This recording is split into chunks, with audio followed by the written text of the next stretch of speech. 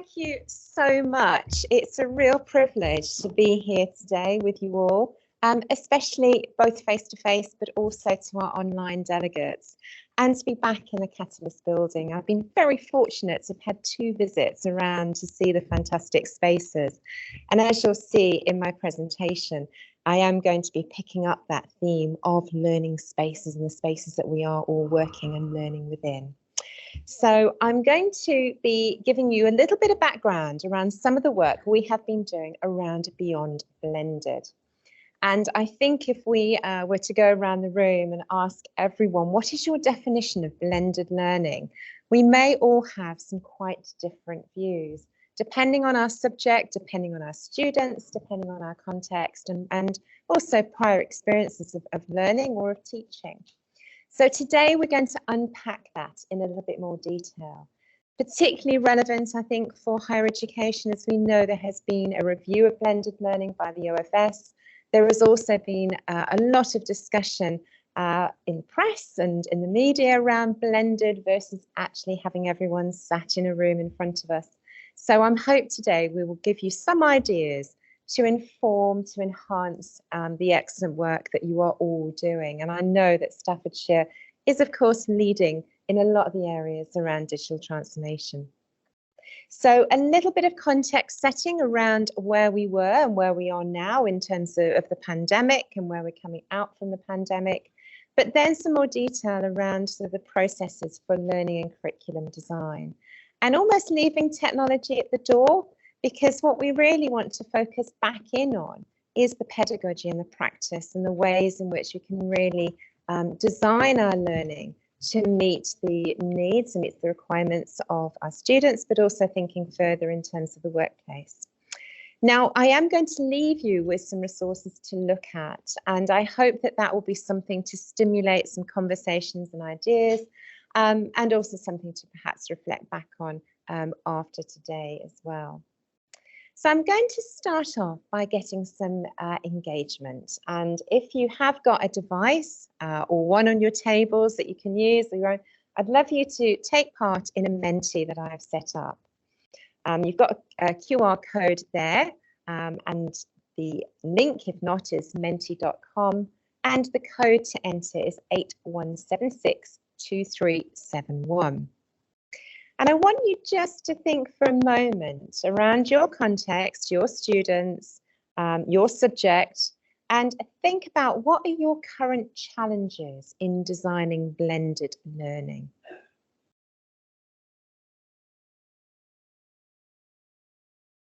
Give you 1 or 2 moments just to have a few thoughts and enter that on the Menti. And then I'm going to ask you on your tables just to share 1 or 2 key challenges.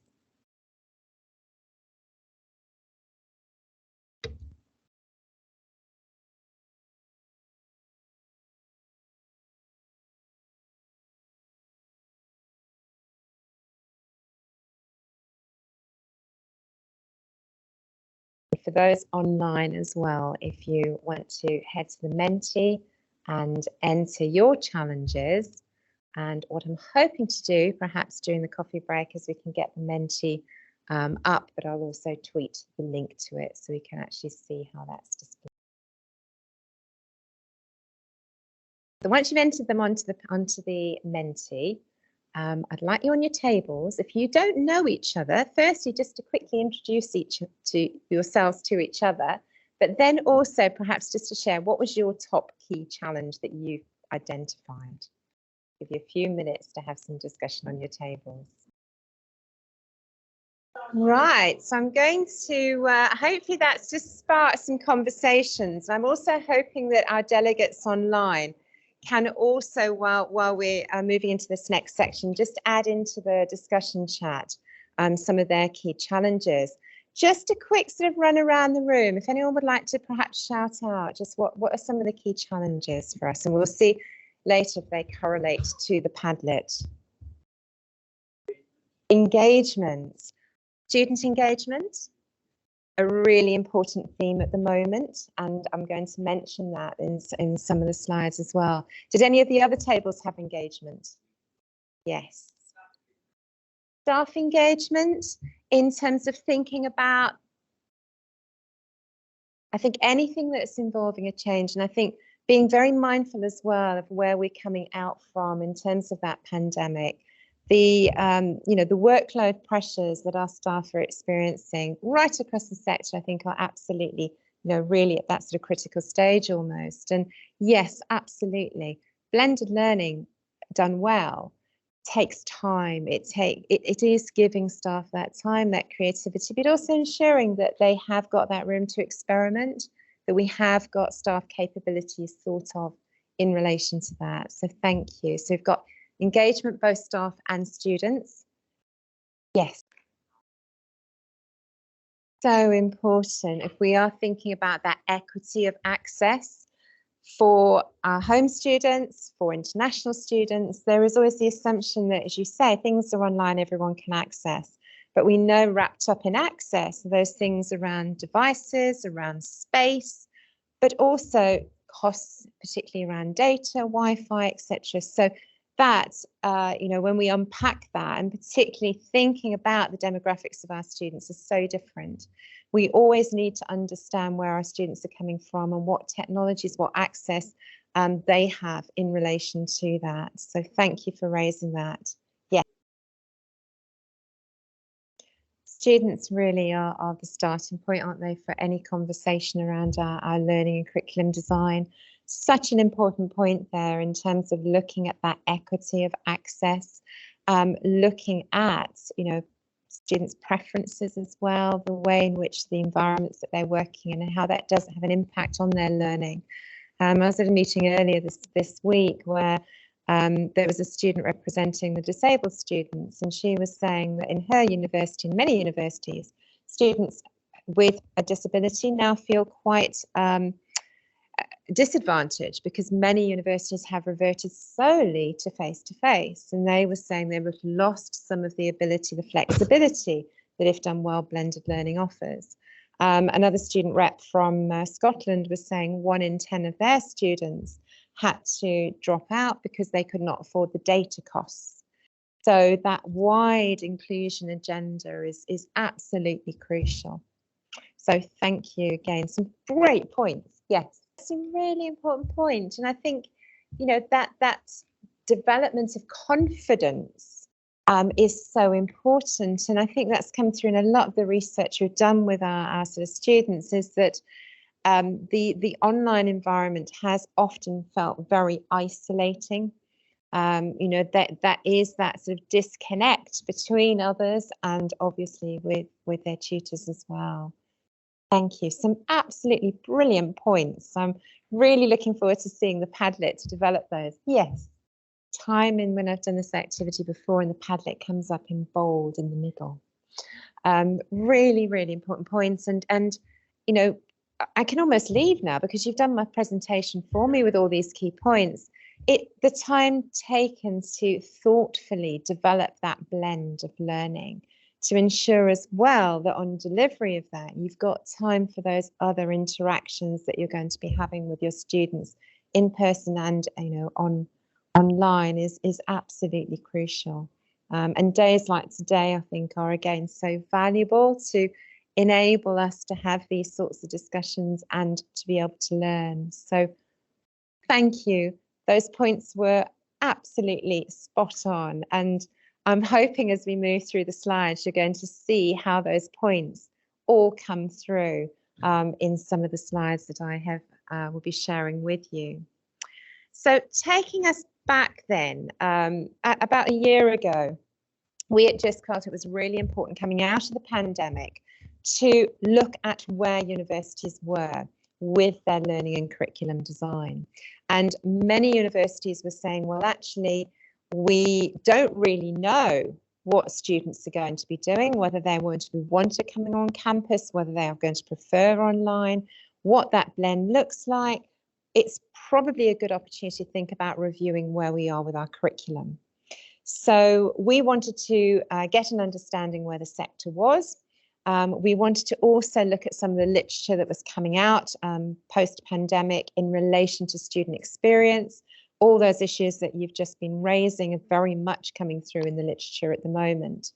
We also wanted to sort of look at where there were models of curriculum design in use and what those models were, and also to try and bring together a selection of voices of vignettes of practice as well.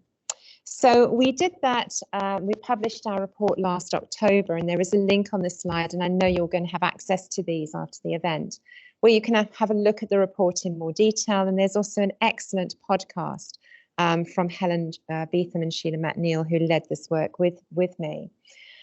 It was an opportunity really to survey and to hear what was going on in the sector. So we're really delighted to have over 155 responses, and to really being able to sort of delve into those and look more around the models that were in use, and to be able to gather some vignettes. And that really then helped shape and inform our phase 2, which I'll say a little bit more about as we go through the presentation. So a starting point for us, and it's sort of the question I posed to you at the start of today: what is blended learning? Very similar when we say, what does learning and curriculum design mean to you in your context? And very aware that definitions are different across institutions, across sectors.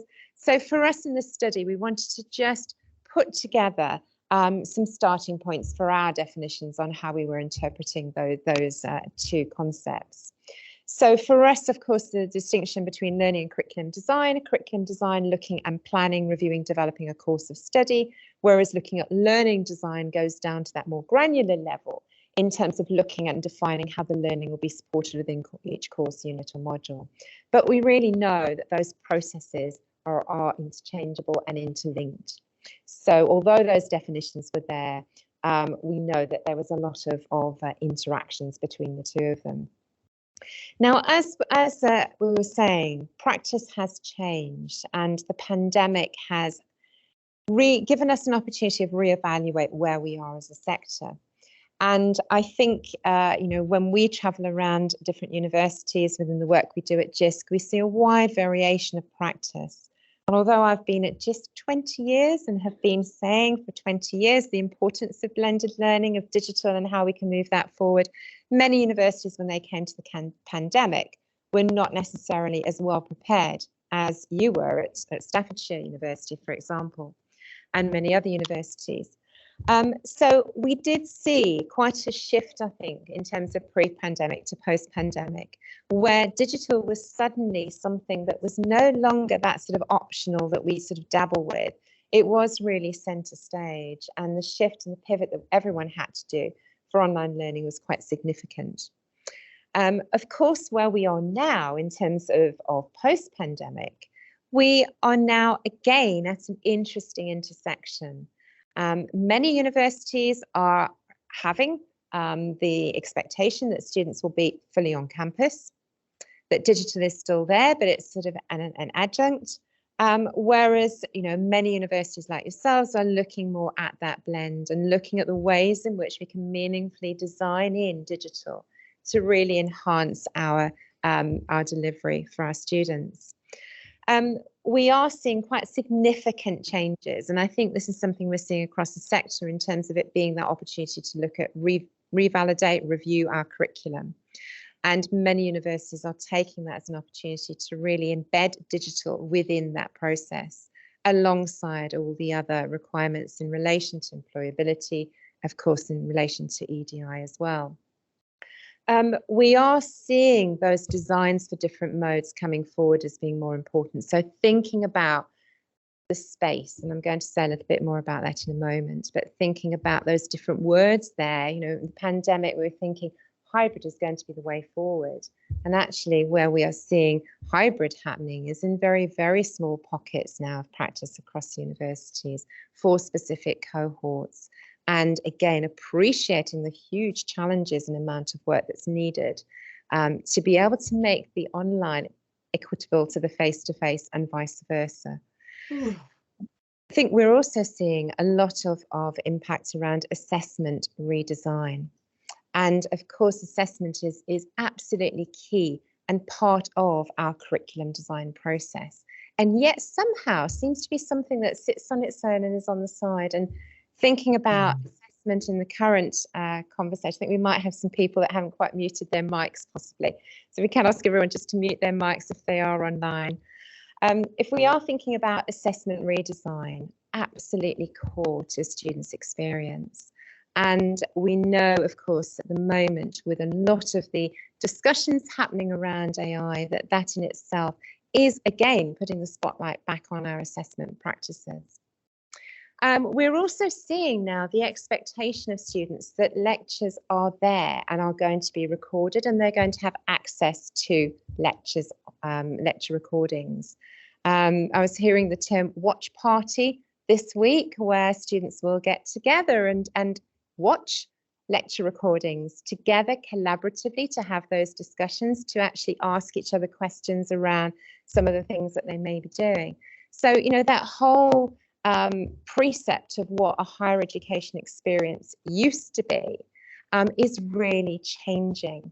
And students coming in now into universities may have very different expectations of where students were a few years ago prior to the pandemic. You'll see there I've got staff workload planning on there, because I think the comments that were made around, you know, change, around time for staff is really something that is coming through in a lot of the work we're seeing at the moment. So we are thinking about different ways that students are creating their learning pathways through their courses of study in relation to time, place, and platform. So the recommendations and some of the key findings from the Phase 1 report I've just included on this slide. These covered 75 higher education providers, so we did have a good breadth of views represented, and also across sort of 16 discipline areas. As we've said, the emphasis on learning and teaching strategies, the review of the curriculum was coming through as a very strong theme.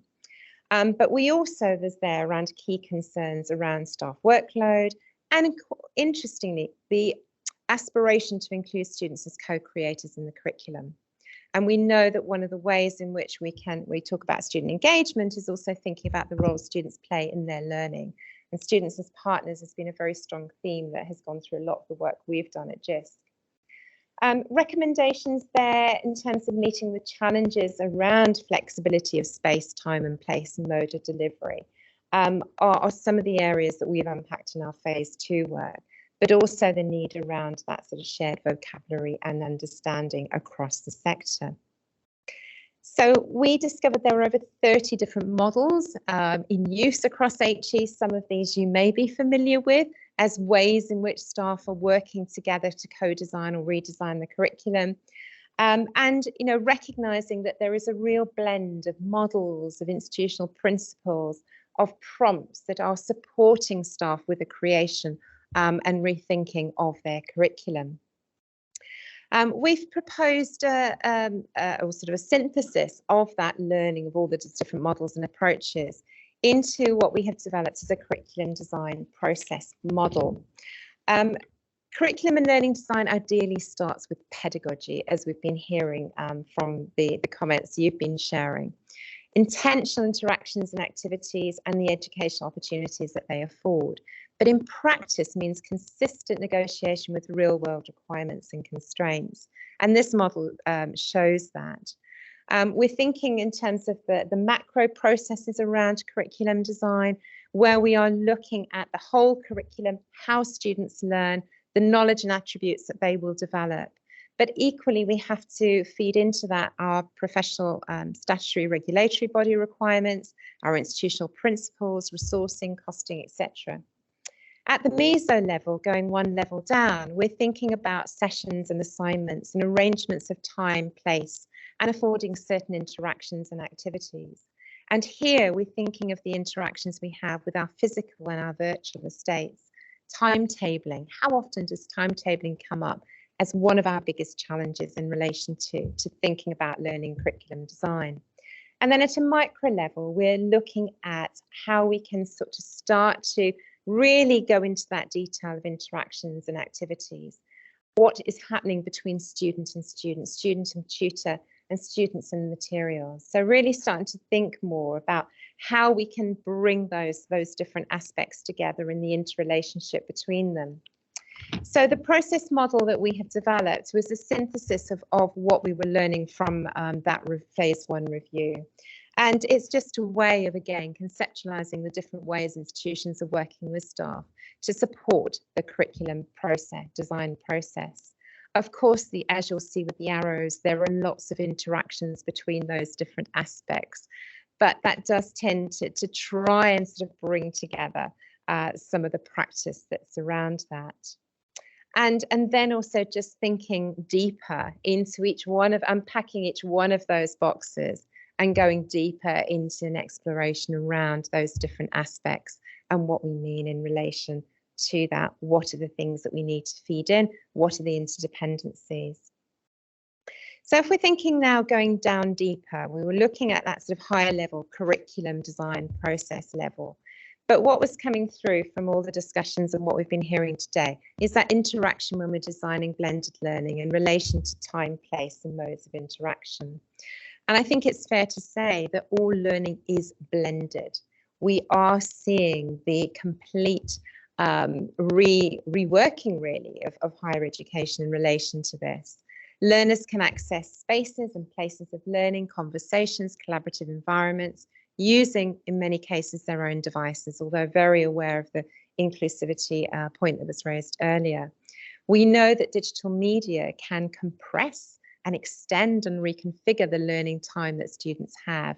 How often have students said, well, actually, I've watched that recording, but at double speed? You know, the ways in which they are interacting with our learning materials is changing. And we need to really think about the different combinations of time, place, and space that can better support our students, depending on the subjects that we're teaching. And of course, within there, also thinking about the choices that students may have or could have, and how we can support their practices to develop in order to prepare them for that digital workplace.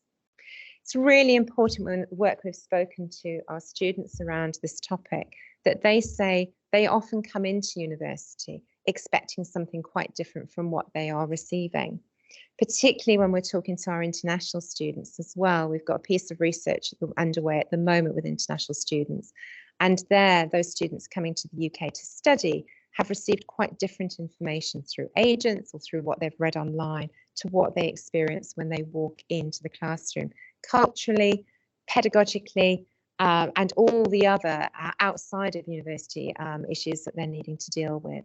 So we do really need to be quite clear around the expectations for our students and how we're communicating that, and what the benefits are of coming in when we're on campus. What is that value added? Is it the ability to be able to say you have got that opportunity of then having those really rich interactions with each other and with the university staff? So we have coined this work beyond blended, and this is going to form part of guidance that we are going to be sharing wider with the sector in the autumn.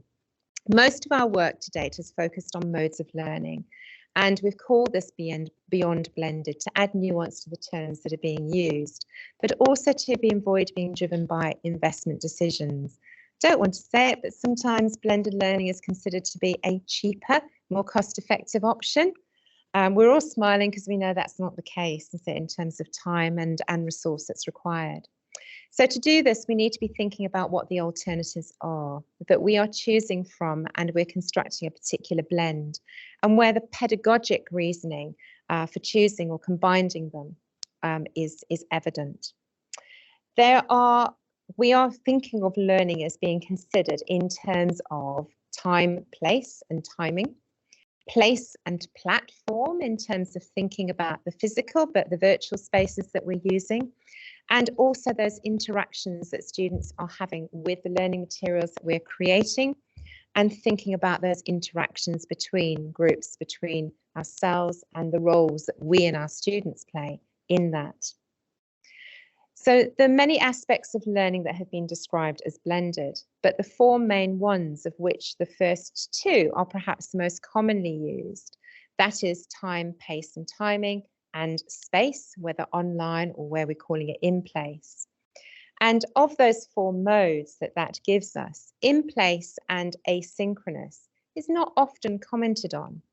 or asynchronous learning is all considered as one mode, without any reference to where learners are and where they're learning. So that comes back nicely into the comments around where students are studying and their access. Really important for us to consider that. So spaces on campus that students can either book for themselves or drop into when they want are critical to their study practice. And importantly, providing them is important to equity and well-being. But also we need to rethink the campus spaces around those new assumptions and realities of how students will be learning. And I think what we have here in the Catalyst building is a really nice demonstration of that. The blend of the different spaces, the ways in which students are experiencing what is almost a workplace environment in terms of the spaces that offer collaboration. So we also need to note there's a variety of hybrid forms. And again, I think the work here that Staffordshire is doing around immersive learning is really exciting. That blend of the physical and the virtual spaces. We know many universities and colleges are looking at AR and VR, which combines in-place and virtual aspects and the various ways that digital can time shift learning or blur those boundaries of shared and own time learning. This does not undermine the need for pedagogic thinking around how real-world places as well as online platforms shape learning, or how timing and place supports learners in different ways. In fact, our approach allows these emerging forms to be considered through a pedagogic lens rather than treating as some new modes of learning. So just taking that into a visual representation, and we are creating, these are draft mock posters that Sheila McNeil has developed. But what we wanted to do was also try and show the ways in which students are learning and what might be happening. I'm speaking to you, with you in front of me. I have got our delegates online, but as well as listening, as well as being in this space, you may have a presence in another space as well. Some of you may need to be keeping your phone on to check any urgent messages or emails in relation to your students or other aspects of the campus. Some of you may be actually messaging someone in Teams at the moment in terms of a work query or making a comment. So when we're in the physical space, we are also having a presence in an online environment. And of course, thinking about our delegates online today, they may be, sitting on their couch with a cup of coffee. They may be also having other applications open that they're engaging with, and likewise for our students. So we just need to be thinking about those conversations that we're having when we are thinking about designing our learning for our students. And of course, thinking about what I was saying earlier around the online spaces, there is not just one online space. We used to think of that as, oh, they're just in our VLE. Well, perhaps they never were anyway, but the virtual learning environment, I think, has certainly evolved in terms of that environment, incorporating all different types of platforms, tools and technologies that are in there. Online collaboration boards, lecture recordings are also things that are being interacted with in a very different way. So we have developed in consultation with the community, and I think just to say all this work, we've really appreciated the input that we've had from many individuals across the UK, many different institutions who have fed into workshops, into online meetings, into working groups, and have shaped and informed what we're calling our 6 pillars of blended learning. We've started off the day talking about place and where we are and where other delegates are online and physically. We know that we also need to be thinking about the platforms, the spaces which our students and staff are using outside of the physical environment, and needed to be think of that in terms of the platforms that our learning is being delivered through. We also need to be thinking about pace, and we've been thinking about it's always been asynchronous and synchronous. But how about thinking of those terms as perhaps being responsive and reflective? And again, going back to the different ways that our students learn, the different ways we learn, that some of us do prefer to have time to be more reflective, which allows us, again, that different time element to engage in our learning. We know now that most learning has that blend, and we need to be thinking about that blend of in place, online, our responsive and our reflective elements.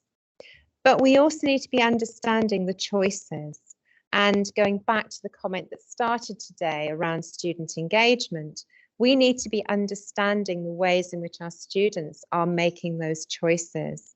We know the cost of living crisis is really putting a strain on all of ourselves and our students even more so. And we really need to be thinking about that choice that students will be making of when they do pay that amount to come into campus, what they can then save those costs of travel by doing things at home. But in all of this, we cannot achieve this, and it goes back to the points around staff capabilities, around time, if we're not supporting ourselves in terms of making those conscious choices around design of blended, but more importantly for our students as well. And the assumptions over and over again that students know how to learn, they know how to manage their time, they know how to do group work, they know how to use digital. And we know that we need to be working with our students to scaffold that learning, to develop those skills. And those assumptions we keep needing to back to say, we need to be working with and learning alongside our students as partners to really be able to achieve that. So we have our pillars, but what we have also produced is a series of what we're calling lenses on those pillars. So things that we need to be considering when we are looking at that blend and we're looking at that designing of that learning, both from what we are able to do at a curriculum level. And you'll see the curriculum levels relate back to design, to assessment, to engagement, to capabilities, both staff and students, to employability. And then we've also got those high level strategic lenses where we need to be engaging a wide variety of senior leaders and different professional services in some of these conversations as well, particularly around space design. And, you know, I don't underestimate the amount of work that has gone into designing the spaces that we're in today. I'm very much aware of that journey. Conversation I had with another university member of staff last week, where they're building a new building, and a colleague said to me, none of this is being considered in relation to the design of that space. It's been all driven by the architect, by the physical look of the build, in some cases, you know, what's the tech that's going in, and yet we should be starting from what is our learning looking like? What is our values around our learning? What's our values for institution? And how does the build then enable us to deliver that? Thinking about your platforms as well, and really consideration of looking at that blend of the institutional systems that you have, but also the other systems that students are going to be using, but also that eye on the workplace and thinking about what platforms are our students going to be using when they go into the workplace. We need to be thinking about workload and modelling of workload for staff. Equity, diversity and inclusion, absolutely fundamental to this. And that links again back into thinking about those the ways in which we are engaging our students. So we hope that these prompts that we have developed around these lenses are useful guides for staff to be able to having those discussions, but also for strategic leaders. And you'll be hearing this afternoon in my closing keynote the importance of digital transformation at a strategic level to support and underpin all of what you are doing at a curriculum level and how those two link. So you have got opportunities of going to have a look at these drafts. This is all materials that we are in the process of working up to form a new guide, which we'll be launching in the autumn. But I'm going to ask you perhaps just to take a note of the URL or take a photograph of this particular slide, because this is where all the materials that we have been developing are linked from. It's a Padlet, there's materials, there's the full literature reviews and the research that's underpinned this. There's work that's in development, and you will see that when you have a look at that, we originally started with what we call 5 principles. Those are now our 6 pillars. So through the engagement that we've been having over the past few months, we have then been able to feed in all the community views and discussion to reiterate and to develop and evolve those materials. I would like to leave you now thinking back to where you started the day from, and hopefully, whether it was in the discussions you had on your groups and your colleagues that you met, whether it was any of the prompts or any of the ideas that I've been speaking about in this presentation. But I'd like to give you again an opportunity, if you go to that same Menti and just go to the next page of that, or press enter, or just open a new window and enter that in. What one idea are you going to take away to support the development of your practice?